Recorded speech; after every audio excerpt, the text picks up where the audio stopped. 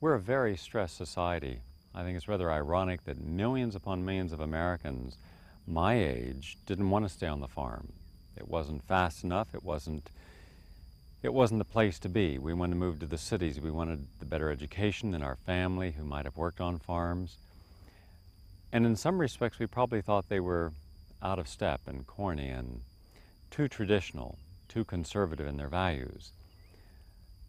When I look around at how many baby boomers today are, well, they're products of a highly stressed generation and are now going back to the land, going back to wanting some bucolic environment like this, where you hear crickets and birds and nature, where you see the change of season.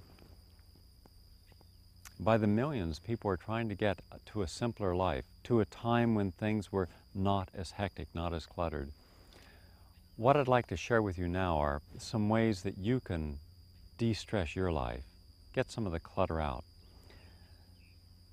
It's no good smoking and drinking and taking caffeine and drugs and foods to make you feel better when you're really uptight. But there are some healthier things you can do, and let's explore some of those now.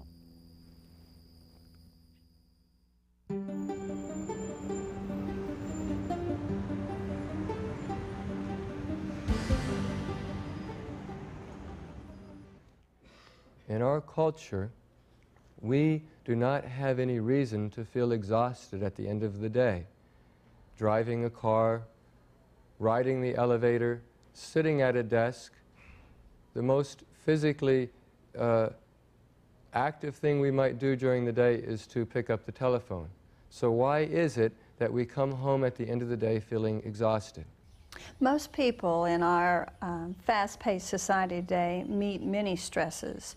It can be very stressful even driving down the highway or coming and going to work, and in our relationships and our work environments. And we have a tendency to meet those on anxiety level. In fact, it's telling the body that we need to react in a way that's at a higher level. When a stressful event happens to us, either to myself or to you, one of the things that I notice is that people are very much focused on what happened on the event. And as you and I know, that a person's response to the stress is very individual. Different people will have different reactions to the identical event.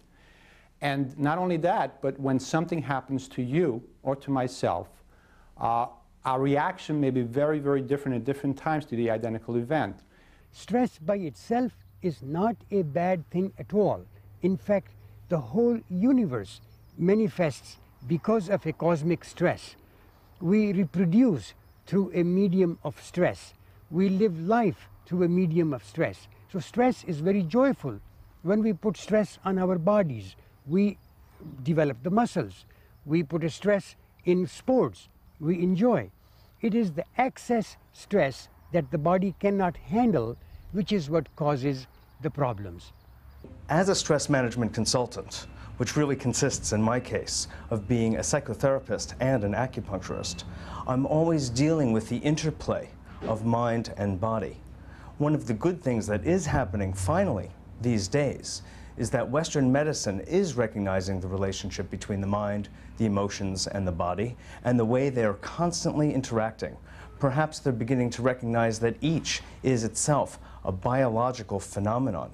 And you can't possibly have emotions without there being a physiological basis and effect to those emotions, as well as even the subtlety of thought.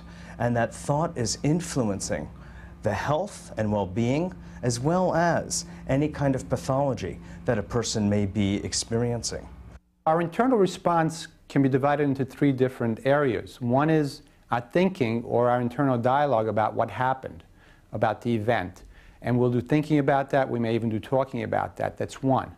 The second is our emotions. So we may get angry, we may have anxiety, we may be fearful, we may experience rejection, and that's the second part. And the third part is actual physical reactions that you feel in the body, such as perspiring, such as tight muscles in the shoulders, butterflies in the stomach. There are many kinds of stress. There's psychological stress, emotional stress, mental stress, and most probably damaging is physical stress, which comes from the others and ends up being lodged in places in your body.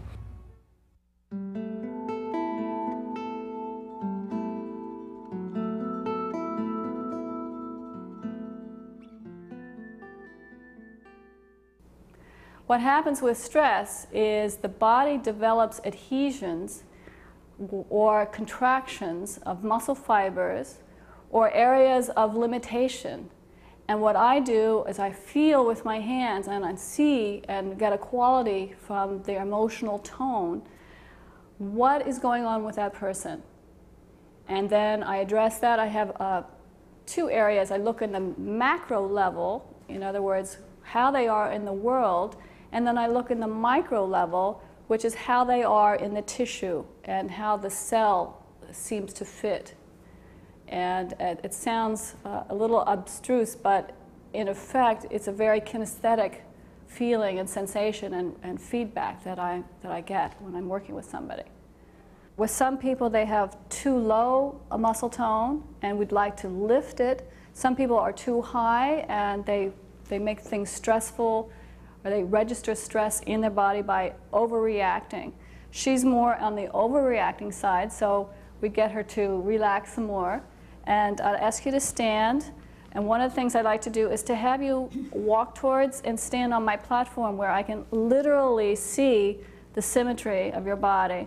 And just standing here now, we can see that she tends to over-tighten in her legs and tends to be a little tight in her shoulders and neck, and her head's a little bit forward. So these are all things we would work with. Stress contributes to this because her natural alignment is responding by tightening to what she perceives in her environment. Looking at Adela standing in the spinal analyzer, we can see the level of her shoulders, the level of her hips, the level of her knees, and how her feet are. And we can see whether one side is elevated or depressed, or if she has a slight rotation. And Adela has a beautiful body, as you can see. She's really very well aligned. One shoulder's a little bit higher.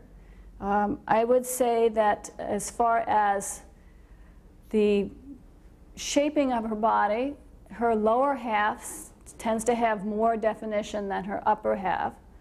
That gives us some indications.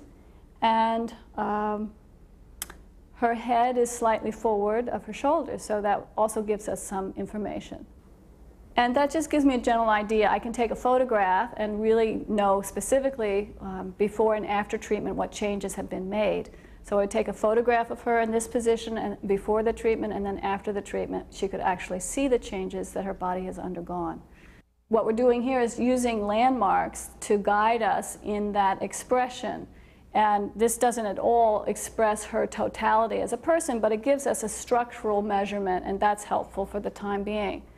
So I'll have her lie on the table, and I can actually feel what's going on in the tissues, on the tissue level, and then we can take it into the more movement, bigger movement area, so that when she's moving, she'll feel her body more connected.